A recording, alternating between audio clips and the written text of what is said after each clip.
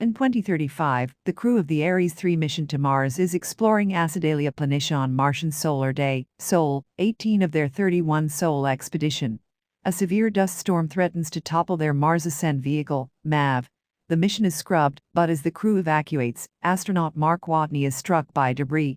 The telemetry from his suit's biomonitor is damaged, and Watney is presumed dead. With the MAV on the verge of toppling, the remaining crew takes off for their orbiting vessel, the Hermes. Watney awakens after the storm, injured and with a low oxygen warning. He returns to the crew's surface habitat, HAB, and treats his wound. As Watney recovers, he begins a video diary. Lacking communication with Earth, his only chance of rescue is the next Mars mission, 4 years later.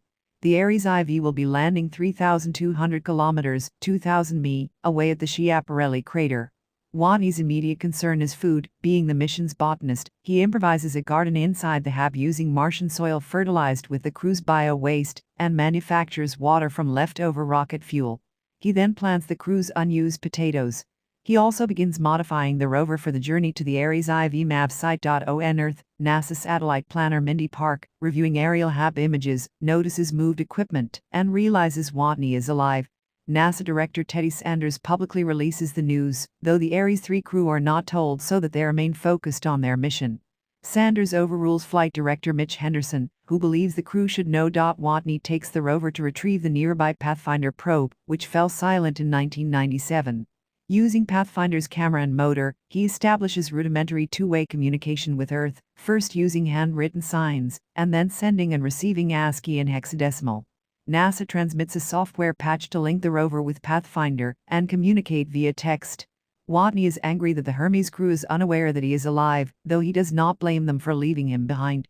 Sanders finally allows Henderson to inform them. Mars mission director Vincent Kapoor and Jet Propulsion Laboratory (JPL) director Bruce Eng prepare an Iris space probe to deliver enough food for Watney to survive until Ares IV's arrival.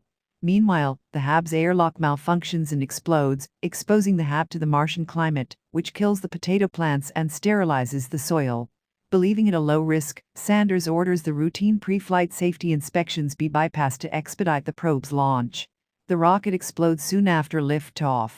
Watney now believes his death on Mars is inevitable. The China National Space Administration has been developing a classified booster rocket, the Tiantian. Feeling camaraderie with NASA's scientists, they work around official barriers and offer to repeat the Iris mission. As Watney's situation grows riskier as time passes, JPL astrodynamicist Rich Purnell devises an alternative plan. Have the Tiantian rendezvous with and resupply the Hermes, which will then use Earth's gravity to slingshot back to Mars 2 years earlier than Ares IV. Sanders rejects the idea, considering it too risky. Henderson surreptitiously sends Purnell's plan to the crew. They unanimously vote to implement it, disabling NASA's remote controls and making the course change. Powerless to stop them, NASA concedes the issue. Watney begins the 90-Sol journey to Schiaparelli, where the MAV for Ares IV has been pre-positioned. The MAV needs to be lightened to intercept with Hermes on its new course. Watney removes many components and replaces the nose cone with canvas.